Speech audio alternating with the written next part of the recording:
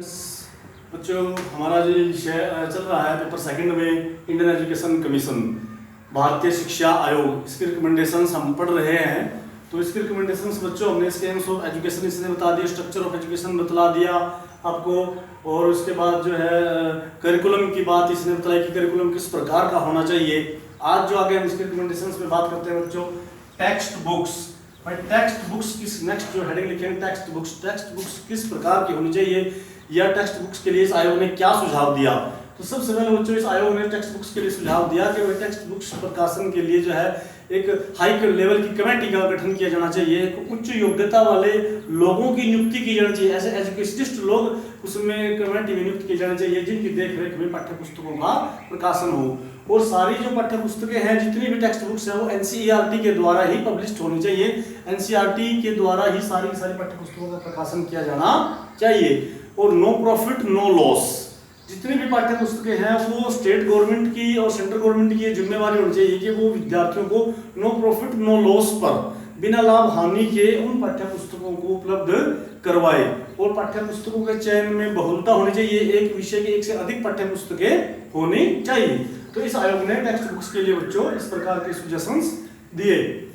अगली बात बच्चों इसमें लिखेंगे टीचिंग मेथड्स। भाई शिक्षण विधियां किस प्रकार की होनी चाहिए। तो शिक्षण विधियों के लिए इन्होंने कहा टीचिंग मेथड्स इलास्टिसिटी एंड माने भाई गतिशील होनी चाहिए, जरूरत के अनुसार उसमें बदलाव भी किया जाना चाहिए, जैसी आवश्यकता हो उसके अनुसार टीचिंग मेथड्स का प्रयोग करके शिक्षक बच्चों को पढ़ाए। और न्यू टेक्निक्स इन टीचिंग, शिक्षण में नई नई टीचिंग मेथड्स का नई नई टेक्निक्स का यूज करें, जैसी जरूरत हो, जिस विषय को कवर करने के लिए, जिस विषय को पढ़ाने के लिए जिस भी टेक्निक की जरूरत पड़े, ये नहीं है कि एक ही मेथड चलता रहे, जैसे जैसी समय के अनुसार जरूरत हो उसके अनुसार आप क्या करें, टीचिंग मेथड्स का टेक्निक का प्रयोग टीचर उसमें करे। वर्क एक्सपीरियंस, कार्यानुभव पर बल दे, बच्चों से खुद करवाए, एक्सपेरिमेंटल यानी कि प्रयोगात्मक व्यवहारिक रूप से बच्चों को पढ़ाई, केवल लेक्चर मेथड से ही नहीं, तो उसमें वर्क एक्सपीरियंस कुछ करके सिखवाए। कोऑपरेशन ऑफ मीडिया, मीडिया का सहयोग भी लिया जा सकता है, कुछ पाठों की संख्या मीडिया के माध्यम से भी करवा सकते हैं, और आप उसमें जो है टीचिंग एड्स का भी प्रयोग कर सकते हैं, जिस प्रकार की टीचिंग एड्स की जरूरत है उन टीचिंग एड्स का प्रयोग करते हुए शिक्षक जो है बच्चों को अपने विषय को क्लियर करवाए, पढ़ाए। तो इस प्रकार बच्चों ने टीचिंग मेथड्स के लिए भी ये सजेशंस दिए। इवैल्यूएशन माने मूल्यांकन प्रक्रिया किस प्रकार की होनी चाहिए, एग्जामिनेशन सिस्टम हमारा किस प्रकार का होगा, उसके लिए आयोग ने सुझाव दिया। रिफॉर्म्स इन रिटन एग्जाम, जो हमारी लिखित परीक्षाएं हैं उनमें सुधार होना चाहिए। इन्हीं के सुधार के लिए जैसे सुझाव दिए कि भाई उनमें निबंधात्मक प्रश्न जो है वो कम की संख्या कम होनी चाहिए, ऑब्जेक्टिव टाइप्स क्वेश्चन और सब्जेक्टिविटी भी मिनिमाइज, सब्जेक्टिव टाइप क्वेश्चन जो है वो कम होना चाहिए, ऑब्जेक्टिव्स उसमें ज्यादा होने चाहिए। इंटरनल असेसमेंट दी जानी चाहिए, भाई बच्चों का आंतरिक मूल्यांकन नहीं होना चाहिए, केवल बाह्य परीक्षाओं के आधार पर ही मूल्यांकन ना हो, बच्चों का आंतरिक मूल्यांकन भी होना चाहिए। और आज बच्चों आप देखते हो कि स्कूलों के द्वारा, कॉलेजेस के द्वारा जो है बच्चों का इंटरनल असेसमेंट भी लगाकर भेजी जाती है। ये नहीं है कि 100 नंबर की परीक्षाएं ली जाएगी, उसमें से 80 नंबर की एक्सटर्नल होता है और 20 या 10 की कुछ नंबर का इंटरनल असेसमेंट भी विद्यार्थियों का लगाया जाता है। उनका जो है वो स्कूल के रिकॉर्ड के अनुसार स्कूल में किस प्रकार विद्यार्थी की को-करिकुलर एक्टिविटीज में कितना पार्टिसिपेट किया, कितना रेगुलर रहा, उसका आंतरिक पूरा मूल्यांकन भी किया जाना चाहिए, जिस आधार पर विद्यार्थी की इंटरनल असेसमेंट दी जाती है। और कहा एक्सपेरिमेंटल स्कूल, भाई कुछ स्कूलों को भी जो है ना बोर्ड के समान परीक्षा लेने का अधिकार दिया जाना चाहिए, और उनकी परीक्षा के द्वारा जो है बोर्ड के अनुसार ही उनको मान्यता होनी चाहिए।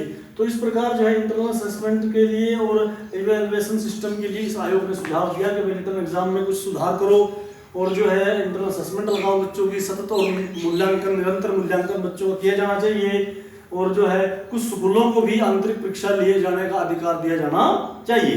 तो इस प्रकार बच्चों इवैल्यूएशन के लिए इस आयोग के ये सुझाव थे। इसके बाद इसने टीचर एजुकेशन की बात कही कि शिक्षक शिक्षा, भाई सबसे जो इस पूरे प्रोसेस की जो धुरी है वो शिक्षक है, उसकी अच्छी प्रकार से ट्रेनिंग होनी चाहिए, अच्छी प्रकार से योग्य शिक्षकों की नियुक्ति की जानी चाहिए। शिक्षकों की जो नियुक्ति है वो योग्यता के और मेरिट के आधार पर की जानी चाहिए, ना कि किसी सिफारिश के आधार पर। उनको उचित वेतन और मानदेय दिया जाना चाहिए, इसके लिए भी आयोग ने सुझाव दिया।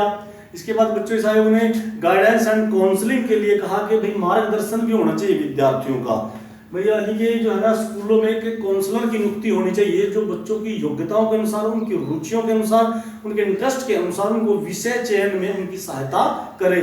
आयोग को पता था कि ये जो है अगर सरकार ऐसा नहीं कर सकती, हर स्कूल में एक काउंसलर नहीं लगा सकती, तो कम से कम 10-10 स्कूलों में, आसपास के 10 स्कूलों में एक काउंसलर जरूर लगाया जाए जो समय समय पर बच्चों को गाइड करे जाकर उनको उनकी योग्यताओं रुचियों के अनुसार विषय को, सब्जेक्ट्स को चयन करने में उनकी सहायता करे।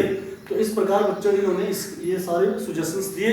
और लास्ट में हम इसके लिखे वोकेशनलाइजेशन ऑफ एजुकेशन, व्यावसायिक शिक्षा के लिए इन्होंने क्या सुझाव दिए। इसने आयोग ने देखा कि भाई माध्यमिक शिक्षा का व्यवसायीकरण होना चाहिए, इस शिक्षा को व्यावसायिक शिक्षा के साथ जोड़ कर दीजिए, तब शिक्षा देने का फायदा होगा। केवल ट्रेडिशनल एजुकेशन जो हम बच्चों को दे रहे हैं उस एजुकेशन देने से इतना लाभ नहीं होगा, इसके लिए इसने वोकेशनल एजुकेशन पर भी जोर दिया।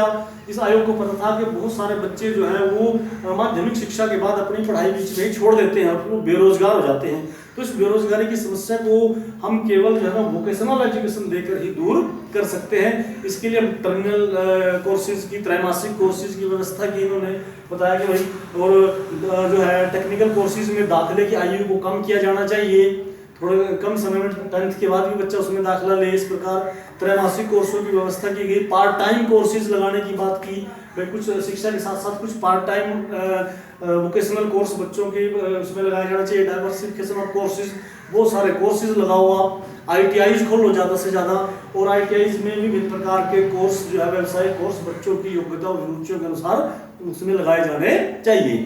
तो इस प्रकार बच्चों इस आयोग ने जो है अपना पूरा का पूरा जो रिपोर्ट थी विस्तृत, जिसमें शिक्षा के हर पहलू पर इन्होंने विचार किया और इसका भारतीय शिक्षा पर बहुत ही सकारात्मक प्रभाव पड़ा।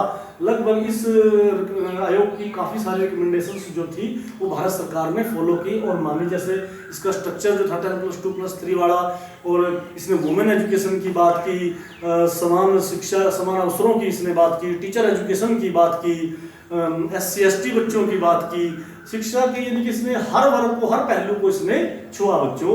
तो इस प्रकार इस आयोग का भारतीय शिक्षा पर बहुत ही सकारात्मक प्रभाव पड़ा। इस आयोग को जो है भारतीय शिक्षा का एक प्रकार से आधार कहा जाता है। तो यह आयोग जो है, जो इंडियन एजुकेशन कमीशन भारतीय शिक्षा आयोग जो था, वह भारत की शिक्षा में, भारत की शिक्षा को और अधिक गति प्रदान करने के लिए इस आयोग ने महत्वपूर्ण भूमिका निभाई। तो बच्चों के परीक्षा में प्रश्न पूरा लिखना आ सकता है 16 मार्क्स में। तो सबसे पहले इसकी इंट्रो लिखेंगे, फिर उसकी रिकमेंडेशंस लिखेंगे। रिकमेंडेशंस में इसने क्या क्या रिकमेंडेशंस दी उनको लिख के उनके सब पॉइंट आगे हम लिखेंगे। ज़्यादा एक्सप्लेनेशन देने की जरूरत नहीं, पॉइंट्स ज़्यादा हैं तो आप उसको जो है 1 या 2 लाइन में उसको एक्सप्लेन कीजिए, ठीक है। तो इस प्रकार बच्चों जो है ये क्वेश्चन आपका परीक्षा की दृष्टि से बहुत इंपॉर्टेंट है। हमारा secondary education commission, Indian education commission, और इसके बाद जो अगला हमारा टॉपिक रहेगा वो हमारा इस विषय में नेशनल पॉलिसी ऑन एजुकेशन 1986। तो ये तीनों ही क्वेश्चन बहुत इंपॉर्टेंट है परीक्षा की दृष्टि से बच्चों। तो मैं आशा करता हूँ कि ये क्वेश्चन आज आपका लगभग पूरा आपने रीड कर लिया। इसको अच्छे से घर से जाकर आप एक बार इसको पढ़ेंगे।